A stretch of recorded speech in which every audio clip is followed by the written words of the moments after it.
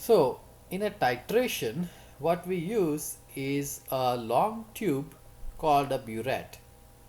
Typically, it allows 50 ml of transfer of a solution, and we have a stopcock towards the bottom by which we control the flow from the burette.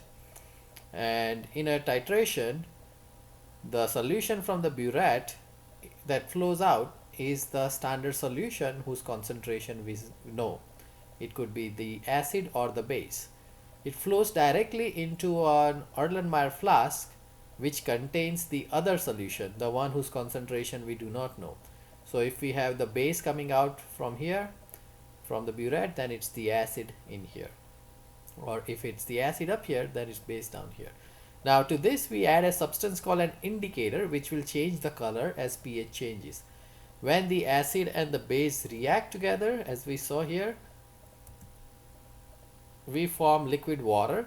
Basically the H plus ions which make the solution acidic and the OH minus ions which make it basic are going to react with each other, neutralizing each other. So when a solution of an acid and a base react and neutralization happens, the pH will change, and an indicator, just a drop or two of an indicator is added whose color will change as soon as the pH will change. Either the pH changes when it becomes neutral, or it changes when it becomes acidic or slightly basic. So that is how we know when to stop our mixture of this. So for example, if I have an acid here and that acid has some indicator added to it which does not show any color when the solution is acidic, but will immediately show color when the solution becomes neutral or basic. That's when, as we are adding the base and neutralization is happening, we will know we have reached the equivalence point where all the H3O plus from the acid are neutralized by the OH minus from the base when the color changes, and that's when we stop, and we know how much milliliters or how many milliliters of the base we added at that point. We also know the concentration of the base. With that information, we can find out what was the concentration of the acid in the flask in which we had a certain volume of the acid. So here is an example how a base is being added, and as soon as the neutralization happens, you see the color change from colorless to slightly purple. So in a typical situation, for example, if we took HCl as our unknown acid whose concentration we do not know, we took 25 milliliters of it and we added it to the Erlenmeyer flask down here.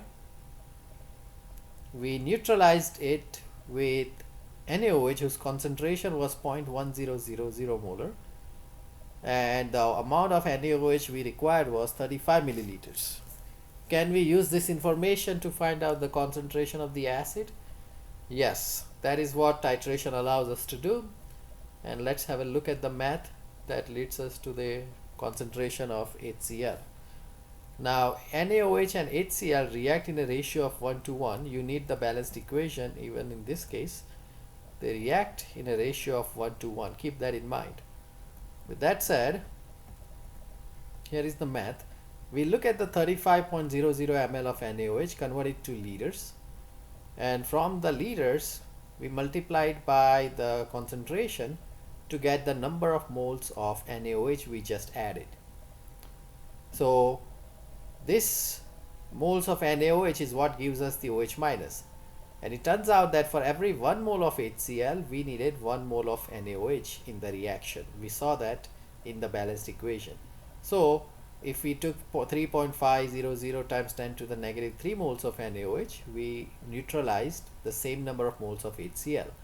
Now all we have to do is we have to divide this moles of HCl which were neutralized by the volume of HCl that was neutralized. So the volume of HCl, 25 milliliters, converted to liters, and then dividing it, using it to divide this value up here, gives us 0.1400 molar HCl to the correct number of significant figures. This is how we do a titration, and we find the concentration of the unknown acid or the unknown base.